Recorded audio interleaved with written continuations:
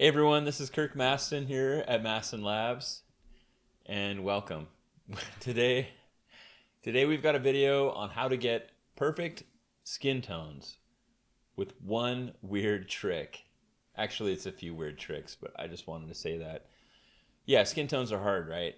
Um, it's kind of the main thing that our clients want us to get right, and it can be tricky, especially if you're trying to make your photo stylized and have cool skin or great looking skin tones. It can feel like overwhelming. So I'm here to help you, make it simple, show you the tricks that I use. Hopefully one of these things will help you in your quest for really good skin tones. So let's just dive right in. I normally talk about my three-step workflow. I'll go over that real quick, but basically all Mastin Labs stuff works this way. You apply the preset, you adjust the exposure, and then you adjust white balance and tint. And today we're going to be focusing on number 3, white balance and tint. And in particular, we're going to be focusing on tint because white balance is pretty easy. A lot of people can get white balance. You know, is the photo too warm or too cool? But when it comes to tint, that's tricky. That's really hard. So before I begin, I just want to say welcome back. We are back to our normal schedule. I wanted to say thank you to the community for supporting us through these uncertain times. If I hear that saying again, I swear to God. I swear to God. But yes, welcome Sarah Newman. Thanks for joining us. We got Edward Hubert and Annette Undheim. They're watching right now. Thank you for joining us. Please let me know where you're watching from. It's been a while. I want to say hi. I want to see where you're seeing this from. I went surfing in Costa Rica back in March and ended up being at the same Airbnb as Jerome, who is from the Netherlands, and he recognized me from the videos, and it was great to say hi. So please let me know where you are joining us from. I'll say hi to you. We got Lorena Jimenez Corona. Got Rachel Reed from Toronto. Welcome. Got Sean Daish is watching. Edward Hubert from Maryland. Thank you for joining us. And Annette is watching from Norway. Sweet. We got Vicky Vanderwatt from Howick, South Africa. I lived in Grahamstown, South Africa when I was a younger man. I went to the university there briefly. We got Iris Greenwell from Fort Worth, Texas. Tom Smarch from Atlanta. And we got, Sarah's from Edinburgh, Scotland. Cool. Irene, am I saying this right? Irene Georgi Ganasuli is from Greece. So welcome. Thanks for joining us. Adriana, your last name is hard to say. Lurton Thangul from Maryland. Thanks for joining us. Patrick Olivero from New Jersey. Jeffrey Blasig from Moorhead, Minnesota. Do you have smoke there? Is it smoky there? Maybe you didn't get that far. We got Leslie Clare from Central Florida. Alicia McIntyre from North Carolina. David Rye from New York. From the Czech Republic. I don't know how to say your name. Serwin Kreiswan. Well, welcome. Welcome. I will figure out how to say your name. Teresa Blunier from Tempe, Arizona. Thank you for joining us. Danielle Alessandra Babcock from Michigan. Christian Daly from North Carolina. Liaz Garcia from Manila, Philippines. Ferenc Mezaros from Hungary. Welcome. And Peg Donahue from Boston. Woo! All right, one more. Kevin Cubillo from SoCal and Eilis Fitzgerald from Ireland. All right, welcome everyone. Oh, it's Aiden Priest. I haven't seen you or anything for a while. Glad you're here. All right, and Keet Vratame from Estonia. Woo! All right, welcome everybody. So, it's great. It's great to be back. So today we're going to be talking about skin tones. Skin tones are hard. They can be overwhelming.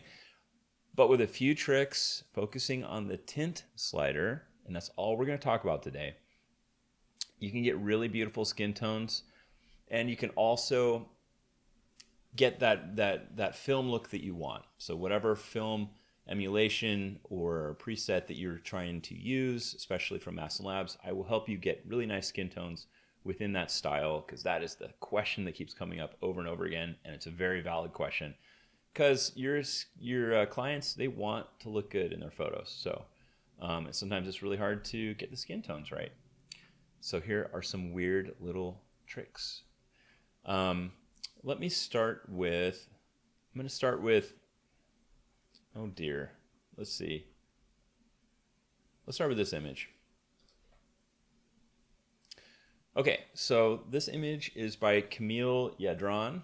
I love this image. It's just full of life, really happy, nice clean background, fairly like, you know, not too busy, which is great. And I just love the moment in it. So thank you for sending it in. I wanted to start with this one because like on top of it being difficult to dial in skin tone perfectly, if it is not your own skin tone, it can be even harder, because you are used to looking at, you know, your own skin, right? So you know, like I know what Kirk is supposed to look like. I know, you know, I know this skin tone really well, but other skin tones can be difficult because you're not used to them, or you don't live in it. You don't see it all the time, so you don't have this like natural sense. So this tip will be really, really good if you are editing skin tones that are not your skin. It will help you get there. However, only someone with that skin tone can be like, yes, that's 100% right. But this will help you get in the ballpark. All right, so that being said, here is my first little weird trick. The trick is, don't look at the skin. I know it sounds weird, but especially if it's not your own skin tone, don't try to dial in skin tone by looking at the skin. You're going to want to find things in the background or things that the people are wearing that you believe to be neutral tones. And that means that they're black or gray or white. And that's just something you just have to look at and go, I think that's what that is. And that'll give you an anchor point to get tint dialed in. And tint is the difference between magenta and green in Lightroom. So let's get started. I don't know. I've got Adventure Every Day already open. Let's just start with, Ektar is pretty strong. Fine. I like Ektar, but it is very contrasty. But we'll make it work. We can make anything work. Little disclaimer: Ektar is the most saturated film in existence right now. It's a fairly new film. It's very, very colorful. So just bear that in mind as I do this edit, but it's still going to apply this skin tone trick. So here's Ektar. I applied the preset. The image was like really dark to begin with, like kind of underexposed. So we're going to raise the exposure. You know, no big deal, right? All right. Next step. Almost all of us can do this part pretty easily. Is the image too cool or too warm? That's pretty easy. Is it too much like Smurf or too much like Oompa Loompa? They're definitely too much like Smurf right now. It's just very blue. So it's super cool, way too cool. So we're going to warm it up. Again, everybody can do this. I mean, not everybody. Like if you can't see color at all, like you saw in black and white, yeah, obviously you couldn't. Oh, but there's even a way you could do it then with an RGB picker, but we won't get into that. So you warm it up, right? Now the trick to really dialing in skin tone, and if you've seen like the other 100 videos that we've done here, I always come back to the tint slider, the difference between magenta and green. And just looking at this, I go, you know, that looks about right. Maybe it needs to be a little, you know, a little tiny bit warmer somewhere in here. But I don't know exactly from looking at their skin tone, you know, how close I am. Instead, what I'm going to do is I'm going to look at this wall behind them. So this wall behind them, I believe to be gray, some kind of gray color.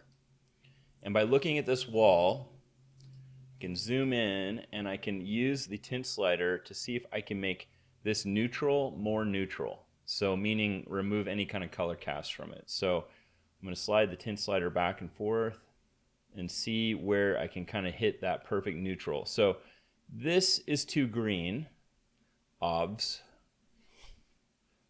I love language. It's like a GIF of a word. And then if you go more magenta, it is obviously, for my friend in Estonia, obviously this is too magenta, no good. So we're going to sweep back and forth, and we're going to land as close to neutral as you can. So I'm just doing kind of big sweeps, and I'm just going to go smaller and smaller and smaller until I feel it's about as neutral as I can get. So there you go. This wall is as neutral as I can make it. I mean, it could be actually warmer, to be honest. So I warmed it up just a little bit. Now I'm going to look back at the photo and see where I landed. So this is as shot. Okay, I'm not going to do a before and after of like the entire image, just white balance. This is before, and that's after.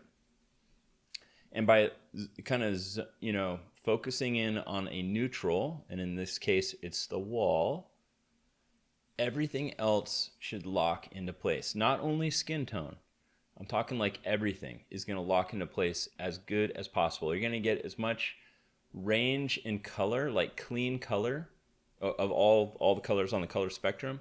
You're gonna get the most out of it by getting the white balance right, and that mostly comes down to tint.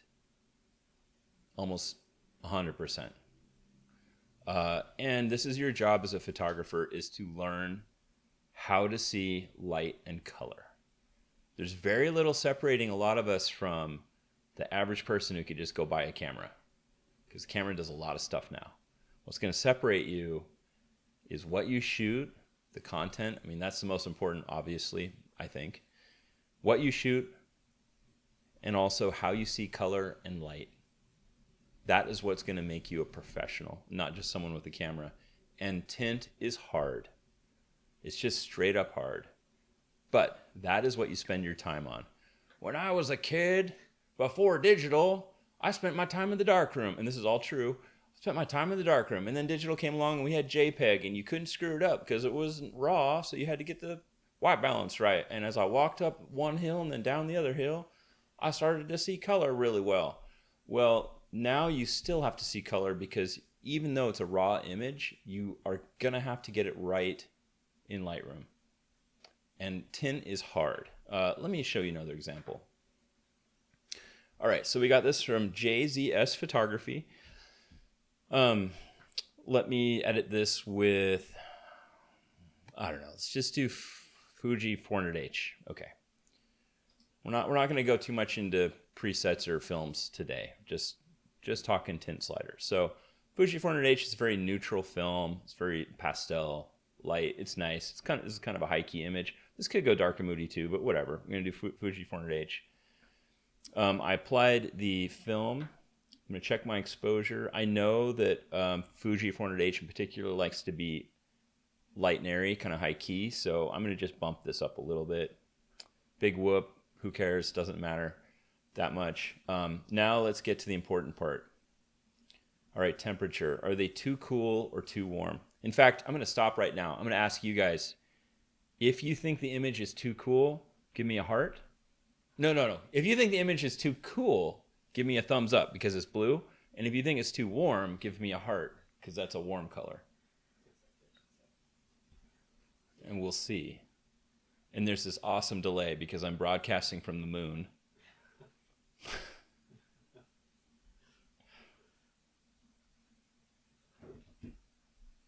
All right, we got some cool. It's too cool. I don't know if this is going to work with this delay. All right. I'll give you the answer. It's too cool. The image is a little bit too cool. So I'm going to warm it up just a little bit. Just a hair. And you know how I know it's too cool? This hasn't anything to do with tint slider. Again, it's like, is it Smurf or Oompa Loompa? Look at the back of his head, like right here. The shadow, it's like blue. So we got to warm it up a little bit. It's funny because you would think like, oh, I'm watching a video on skin tone. So the dude's probably going to say, look at their skin and do this to make it look right. At no point am I looking at their skin. At no point, because we are very terrible judges of skin tone in general, unless it's your very own skin tone. And even then, it's really hard to get. which is why this is the #1 requested thing all the time, is about skin tone. So I looked at his hair, and it was blue back here, and I warmed it up until his hair was no longer blue. And now it's the right warmth, right? Wouldn't you agree? Okay, next step. Now this is what separates the random uncle with the camera. Nothing wrong with uncles. I'm an uncle. The random uncle at a wedding with a camera from the wedding photographer. I mean, among many things, obviously. But this image, the tint is not right, and you're not getting the best skin tones. Where am I looking for this tint? Answer, not their skin. I am not looking at their skin. I know it's not right, but I'm not going to look at their skin. Let's find some neutrals, and we'll do this together. So I know that this blanket is probably not completely neutral, but it's probably also not magenta. I also know that his blue jeans are probably not purple jeans. These are things that I know, or I think I know. Okay, I'm also looking at these steps. They look a little bit pink to me. And I'm also going to look at this blurry, whatever the heck this is. Oh, let me see. It's probably just like a bunch of like branches like overlapping in the background. I know that these are probably also not magenta. And I'm also going to look at this bark here on this tree. Now you could say, oh yeah, we'll look at their skin. I guess maybe it looks a little magenta. Look at his ear. Well, his ear might be cold. And when you're cold, your skin turns red. So that's not going to help you that much.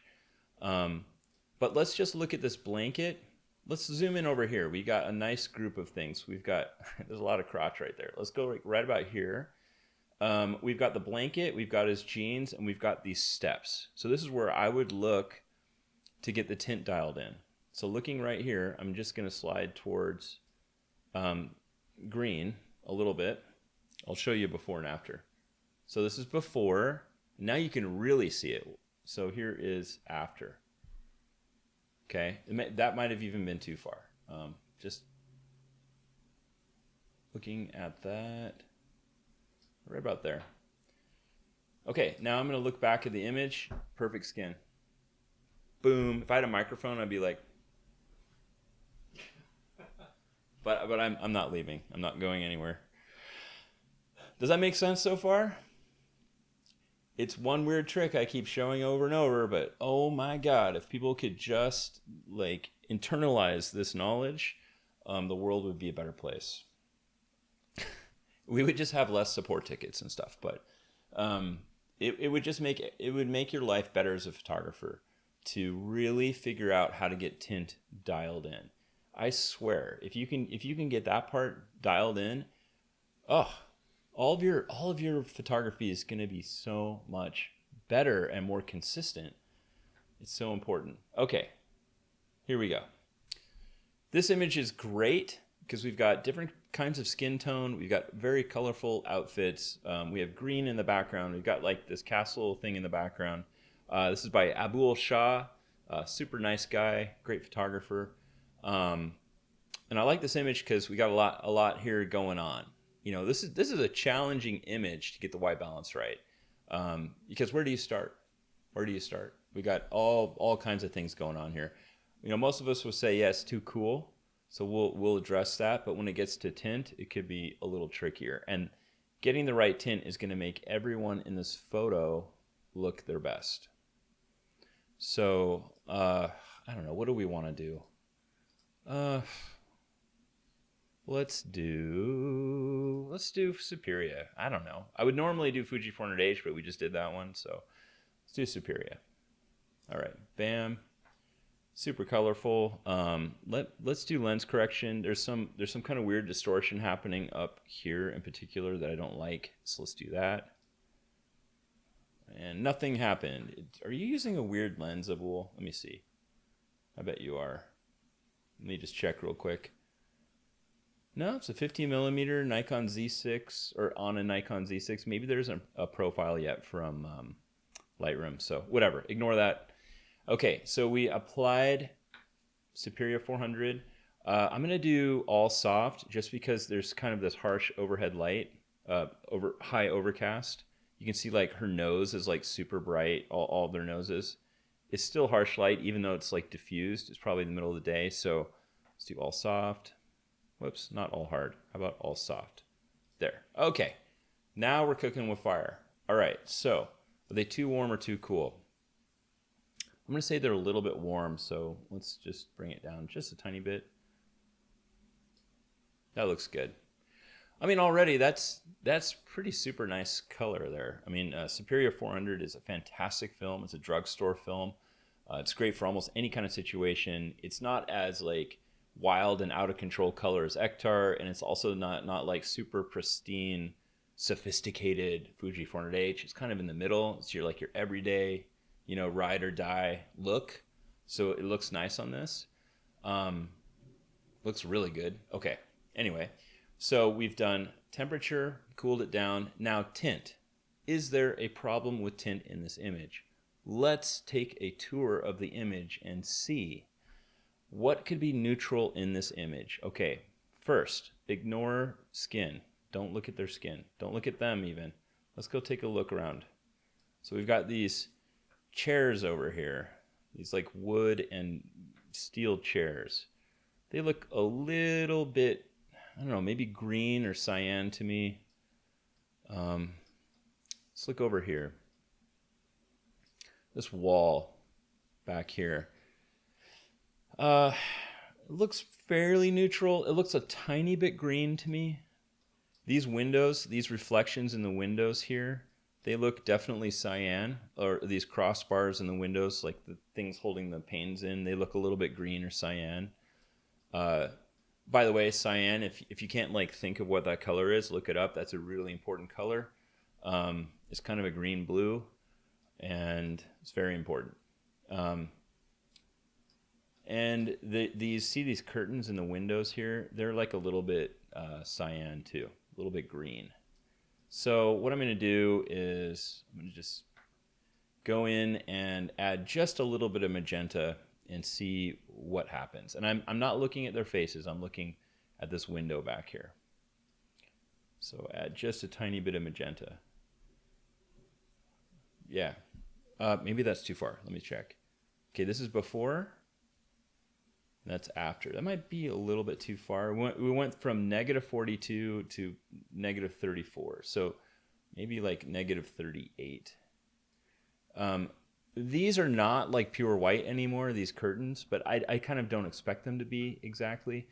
But this wall is no longer so green or cyan. In fact, I'm going to go up in tint again. So maybe like right about there. Yeah, that's good. Okay. These chairs, they're still a little bit blue. Maybe the whole picture needs to be warmer. There we go. Okay. That's it. That's how you do. Let me just do just the tint adjustments from when I started. So that's before tint and a little bit of temperature, and that is after. And you can see like all of the colors in the photo are just like, I don't know the right word to say, like unlocking or like becoming their full 100% clean color. Like the blues are more clean, the reds are more clean, the greens are more clean. Everything is like optimized. And including all of these skin tones from like super duper pale girl here who is like me, except I'm kind of tan now because it's the end of summer, but all the way from this to her awesome skin, which is quite a bit darker. They all look good. I hope that's helpful. That's my weird trick. Do we have any questions from our amazing audience at this moment? Yeah. Back on the image of the couple in the snow. Yeah. With the blankets? Blanket. Okay. Heather wanted to know why you weren't gauging the color basically off the snow. So if you were to, why didn't you use snow? Okay. So Heather asked, and she is very perceptive because Heather, you are perceptive. That is a great question. Heather asked, why didn't you use the snow? I didn't even notice that this was snow. So thank you for pointing that out. And that's probably why they're wearing a blanket, because it's cold. Why didn't you use the snow as your neutral? Because snow is white. You are 100% right. Okay, but here we go. I didn't because it's in the shadow. And in the shadow, and this is, okay, a little side diversion here. Go look at Impressionist paintings. So, you know, where it's like lots of little brush strokes. That's where I learned a long time ago that shadows are actually not neutral, they're blue. So the color temperature of light changes depending on where it falls. In the shadow, light is blue. So, and then in bright and like direct sun, it gets to be a higher Kelvin, a more warmer color. So that's why I did not use the snow here. If I did, say I looked at the snow and I used this as my neutral, I would warm it up to about here. And now they're just like, you know, they're getting like the sun heat ray from above, and it's too yellow, especially for Fuji 400H. It's never meant to look like that. It's meant to look more like that. Also, if the white balance isn't quite right, or tint, you get this kind of weird lack of contrast between colors. Like you get this kind of like overall, like I call it global, like a global warmth or global magenta or a global green that kind of covers everything and reduces the differences between colors. So if it's too warm like this, you lose kind of that color contrast between, you know, his pants, which are supposed to be blue, and the rest of the image. Whereas if I go back, now we have like, you know, more yellow, warm, to cool colors, to green. But if the white balance is you know, too warm, the entire image is globally warm, and you lose that differentiation between color. It would be especially bad in an image like this, where you've got so many different colors at the same time. If I was to get the white balance way too warm, well, I'll show you. So too warm like that, you're really losing, I don't know if contrast is the right word, but you know, this was blue, now it's like really warm and everything's warm. It's just like a big warm puddle. We don't want that. This is an extreme example, but if the color balance is right, you've given every color room to breathe and really be separate in the image, and that looks really good in my opinion. Okay, thank you, Heather, for your question. Yes, another question. Yeah, from Nicholas. He wants to know if you use like a gray card, or how you use a gray card. Sure. So Nicholas Lycaria asks, I always use a gray card to have a neutral gray reference. You never do that. I did for a while. I used a thing called an Expo disc like a century ago. I've used gray cards. We use gray cards and different kinds of color charts when we make our presets and styles as part of our process. Yes, they're super helpful, but I just found that, me personally, they're impractical. If you're shooting an event like a wedding or something, you just don't have time to whip out a gray card and be like, okay, hold that really cool moment that's happening, just like pause for a second, shoot a gray card, and then take it away and then keep shooting. So in general, I don't use a gray card. If I was shooting like product, you know, like catalog stuff or products or still life, I might use a gray card, because it's essentially the same thing that I'm kind of showing you, like gray cards in the wild. Gray cards gone wild. That's the next video. Gray cards gone wild. You have to be 18 to watch it. I'm just using natural gray cards. So like that wall, I think, is gray. I think these chair legs are probably gray because they're probably metal. And I'm doing that essentially. So great question, Nicholas. Thank you for asking. Okay, let's continue on. If you have any more questions, be sure to ask. I'm going to do just a few more images, and then we will wrap this up. But yeah, thanks for watching so far. Good stuff. All right, next. So this is by Joshua Treadway. I like this image. It's really cool. I'm thinking it was shot this summer or very recently because of all the flowers. So really cool image. Can be a bit challenging, like red hair, pale skin. Sometimes can be a challenge to edit. You don't want the hair to go green. That can happen sometimes to people. And you also don't want the skin to be too magenta, but I think we'll do just fine. So let's do a different one. Let's do, oh, I don't know, not Ektar. Let's do something different. Yeah, Fuji color push. Cool. That's a little tricky one because it has a lot of magenta in the highlights, but I'll show you how I work around that. So Fuji 400H pushed, let's see, 1 stop or 2. It's kind of contrasty. All right, let's do Fuji 400H push 2 stops.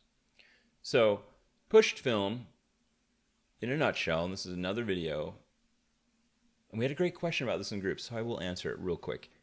Push film, real film, not a digital camera, is when you ask the lab to develop the film a stop or 2 stops or more in development.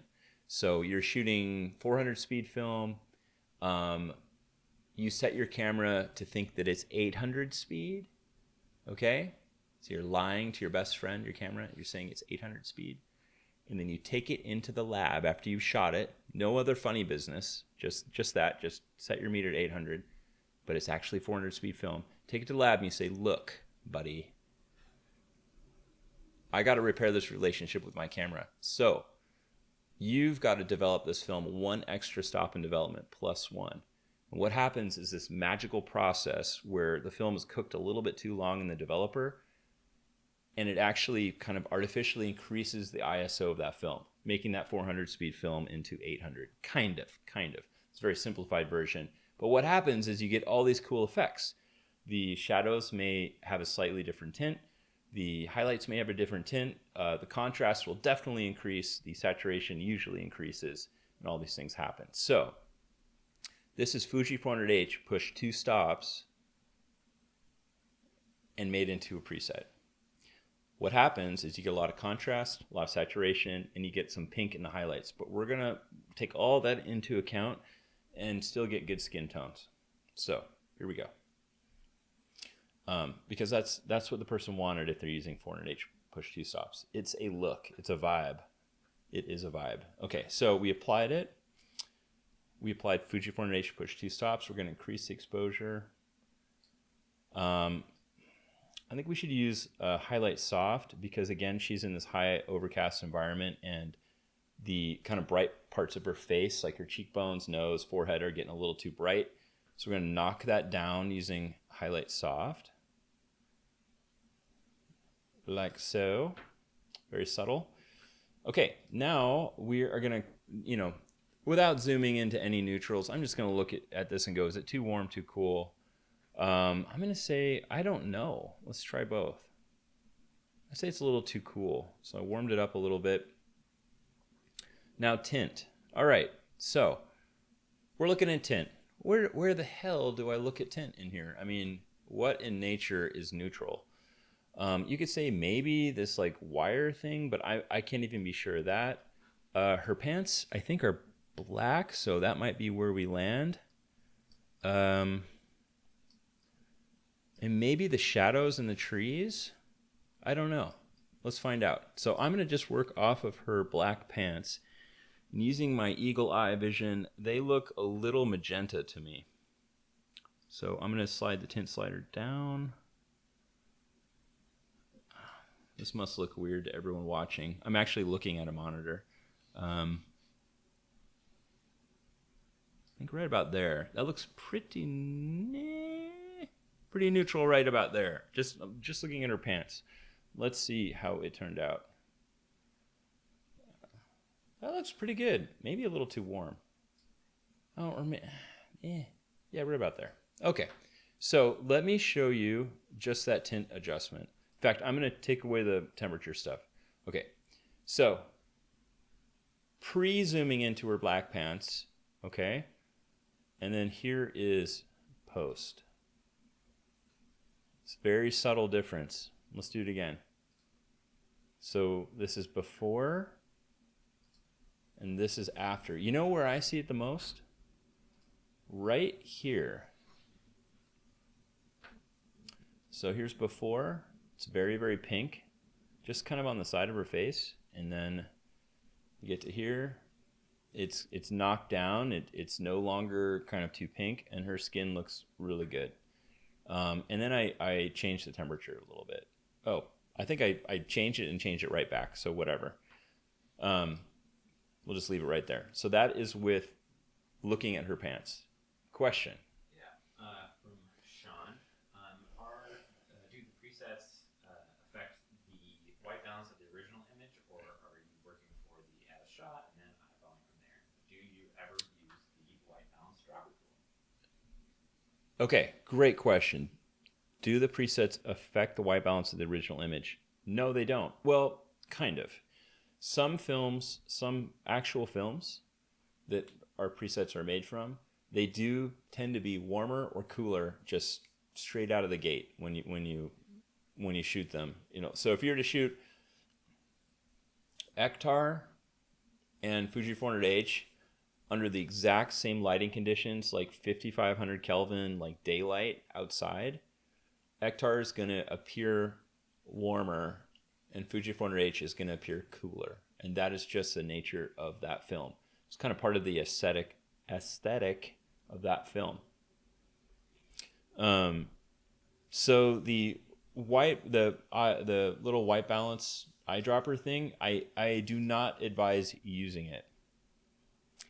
I'll give you an example. If I am shooting, in particular, if I'm shooting a pushed film, there's going to be a shift in the highlights normally towards magenta. So if I were to, I'll show you an example. So this image doesn't really have any tint or white balance issues. I'll show you an example of what I mean. So I'm going to do, I don't know, let's do 160 NS pushed one stop. Okay, it's a very pink film. Like when you push it, it's super pink. Let's do all soft. And I'm going to drop the exposure. Now, if I was to use this white balance tool and find a neutral in here, like the floor or her chair, it is going to be, or the wall. And we know the wall is white, right? So if I hit the wall, oh, actually that worked out pretty good. If I hit the floor, she starts to get really magenta by trying to neutralize this floor. Whoops. I'm just going to keep poking at it here. So it's too magenta. And that's because I'm trying to override the look of the film itself. So my short answer for you is do not use the eyedropper. Oh, also, totally forgot to say this. Don't try to get tint right before you apply a preset, because it'll always be wrong. Always. That's because there is a kind of baked in, I guess, like a white balance baked into a film when it's made. And if you try to anticipate the white balance before you use the film, and in this case apply it in Lightroom, it's going to be wrong. That's why the three-step process is, number one, apply the preset. And the very, very last step is do white balance and tint for a very, very specific reason. And that's that you can't anticipate where that film is going to go, whether you're shooting real film or using a preset. So I hope that helps. I love this image. And by the way, it's by Madison Johnson. I was going to use it in this video to show an image that really doesn't need any adjustments because, you know, the camera just got it right. Yeah, just when it was taken. So this is before, that's after. I'm going to do one quick edit, 160 NS, push 2 stops. Let's do that all soft, which is a little bit too warm. And looking at it, there is no tint adjustment that needs to be made. It's all fairly neutral to my eye, considering what kind of film this is and how it was pushed. where I know that there's supposed to be some pink in the highlights. So she looks good. Okay. Do we have any more questions before I wrap this up? I don't think so. I wanted to say, please, if you are not already in our Facebook group, if you're watching this from an outside area, please join us in the Mastin Labs community on Facebook. Just type that in and join us. It doesn't matter if you own anything we make or not. I am just personally invested in your success as a photographer, and so is the entire 55,000 person community. And that is what we do. We help each other. If you are a jerk, you're not in the group. I mean, you're essentially kicked out. So it's only a nice, helpful community where there are no bad questions, and we are here for the amateur. We're here for the person who has passion and wants to learn and wants to make this part of their life. So join us. If you want to send us a message directly, if you have any questions, you can go to m.me/Mastin Labs, and you can ask questions directly to us. Also, if you're watching this on YouTube, be sure to smash the like and subscribe button and the bell thing. Our YouTube channel is just growing and growing, so we love that. And you won't miss anything. It's great. And then, quick recap of this video right before we sign off is, look, you got to learn tint. Whoops. You got to learn tint. Don't look at skin necessarily. Find that natural gray card in the wild. Gray card's gone wild. That's all you got to remember, and you can get it. You can dial it in. So until next time, have a great day and happy editing.